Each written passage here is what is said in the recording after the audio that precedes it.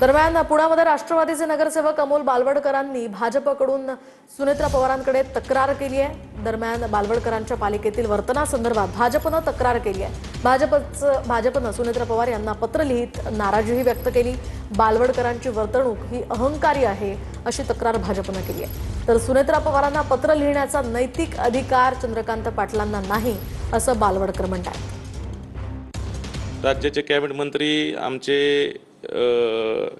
कोथरूडचे आमदार आदरणीय चंद्रकांतजी पाटील यांच्या बाबतीत मी जे काय बोललो असन किंवा कामं ते आमचं राजकीय तुम्हाला सर्वांना माहिती आहे। काही त्यांच्या कार्यकर्त्यांकडनं काही विषय होतात म्हणून मला त्या ठिकाणी काही प्रश्न जनतेचे मांडावे लागतात। आणि परवाच्या स्थायी समितीच्या विषयामध्ये मी फक्त कोथरूड विधानसभेतल्या एका कामाचं, तिथं मी कोणाचं नाव नव्हतं घेतलं, एका कामाची चौकशी जे फक्त मी पत्र स्थायी समितीमध्ये दिलं होतं, पण त्याचा राग मनात धरून त्यांनी त्या ठिकाणी त्याच दिवशी कदाचित ते जर राज्यामध्ये युती म्हणतात तर त्यांनी माझ्याशी चर्चा करायला पाहिजे होती, पण त्यांनी डायरेक्ट माझा निधी त्या ठिकाणी शून्य केला। आणि याला एक मी